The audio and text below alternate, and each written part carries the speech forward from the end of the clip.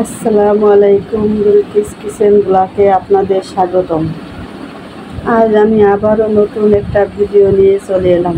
আমার আজকের ভিডিও হলো সজনের শাক ভাজি। আর এই সজনের শাক ভাজি এভাবে করলে নিমিষেই 1 প্লেট ভাত খাওয়া হয়ে যাবে। এই সজনের শাকে কিন্তু প্রচুর পরিমাণে ভিটামিন ও ক্যালসিয়াম আছে। সজনের শাক কিন্তু দেহের জন্য খুবই ভালো। দেহের ওজন, বাড়তি ওজন কমাতে সাহায্য করে, কোষ্ঠকাঠিন্য দূর করে, শরীরে রক্ত বাড়াতে সাহায্য করে।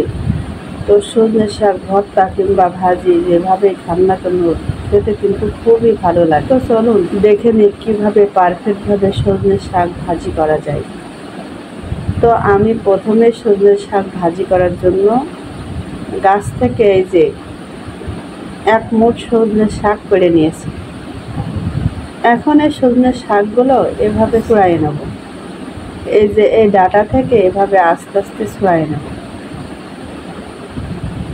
খেয়াল রাখতে হবে যেন এই ডাঁটাটা শাকের ভিতরে না থেকে যায়। এই জন্য আস্তে আস্তে এভাবে এই ডাঁটা থেকে ছাড়াইয়ে নিতে হবে। আর সজনের শাক এভাবে ভাজি কিংবা ভর্তা করলে খেতে কিন্তু অসম্ভব মজা হয়। রুটি, ভাত, পরোটা যে কোনো সাথেই কিন্তু খেতে পারেন। আর বিশেষ করে সজনের শাক কিন্তু যাদের পায়খানা হয় না কিংবা কোষ্ঠকাঠিন্য তাদের জন্য কিন্তু খুবই উপকার। তো এখন এই যে দেখেন আমার সব শাকগুলো ডাল থেকে ছড়িয়ে নেওয়া হয়ে গেছে। এই যে দেখুন আমি কিভাবে একটা করে ছড়িয়ে নিয়েছি। এখন এই শাকগুলো ভালো করে কেটে নেব। এই যে দেখুন আমি এই শাকগুলো এইভাবে কেটে নিয়েছি। আর রসুন, পেঁয়াজ আর মরিচ বেছে নিয়েছি। এগুলো বেছে ভালো করে কেটে নিয়েছি। এখন শাকটা ভালো করে ধুয়ে নেব। এই যে দেখুন এখন শাকটা ভালো করে ধুয়ে নিয়েছি। এই শাকটা কিন্তু খুব ভালো করে ধুতে হবে, তা না হলে কিন্তু গ্রামে তো বালি থাকে, এই জন্য খুব ভালো করে শাকটা ধুয়ে নিতে হবে। এখন চলে যাব চুলোয়। আমি কিন্তু মাটির চুলোতেই এই শাকটা রান্না করব। এই যে দেখুন মাটির চুলোতে একটা কড়াই বসিয়ে দিয়েছি। এখন এই কড়াইয়ের ভিতরে 1 কাপ পানি দিয়ে দিয়েছি আর দিয়েছি রসুন আর পেঁয়াজ কুচি, মরিচ কুচি আর স্বাদ অনুযায়ী লবণ দেব। এরপর দেব আধা চামচ হলুদ। এখন পানিটা একটু গরম হলে শাকগুলো সব দিয়ে দেব। এই যে শাকগুলো সব দিয়ে দিয়েছি। শাকগুলো সব দিয়ে খুন্তি দিয়ে এভাবে একটু পানির সাথে ভালো করে মিশিয়ে দেব। এই যে দেখুন এভাবে পানির সাথে শাকগুলো ভালো করে মিশিয়ে দিতে হবে।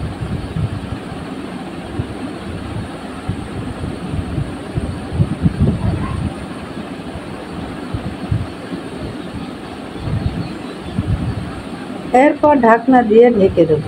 ঢাকনা দিয়ে ঢেকে এভাবে 10 মিনিট কুক করব। আর অবশ্যই মাঝে মধ্যে এই শাকটা কিন্তু নাড়াচাড়া করে দিতে হবে, তা না হলে কিন্তু শাকের নিচের থেকে পুড়ে যাবে। আর যদি নিচের থেকে পুড়ে যায় তাহলে কিন্তু এই শাকটা খেতে মোটেও ভালো লাগবে না। এখন দেখেন এই শাকটা কিন্তু আর মোটেও পানি নেই। এখন দেখেন এই শাকের পানি কিন্তু শুকায় গেছে, নিচেই হালকা হালকা পানি আছে। এই জন্য আমি ঢাকনা উঁচু করে আরও 2 মিনিট এভাবে কুক করে নেব। আর এই 1 কাপ পানিতেই কিন্তু এই সজনের শাকটা সেদ্ধ হয়ে গেছে। সজনের শাক সেদ্ধ হওয়ার জন্য কিন্তু বেশ খানিকই পানি লাগে। এটা কিন্তু অল্প পানি দিয়ে সিদ্ধ করলে ভালো লাগবে না, এই জন্য 1 কাপ পানি দিয়ে আমি সেদ্ধ করে নিয়েছি। এই সজনের শাকটা কিন্তু ভালো করে সেদ্ধ করে নিতে হবে। এখন আমার এই সজনের শাকের নিচে আর মোটেও পানি নেই। এখন চুলো থেকে নামাই নেব। চুলো থেকে নামাই একটা পাত্রে ঢেলে নেব। এরপর কড়াইটা পরিষ্কার করে আবারও চুলোর উপরে দিয়ে দেবো। চুলোর উপরে দিয়ে পরিমাণ মতো তেল দিয়ে দেবো। আর এই সজনের শাকে কিন্তু তেলের পরিমাণটা একটু বেশি লাগে। তেলটা একটু গরম হলেই রসুন কুচি আর পেঁয়াজ কুচি দিয়ে দেবো। এখন রসুন পেঁয়াজ কুচিটা ভালো করে তেলের সাথে এভাবে ভেজে নেব।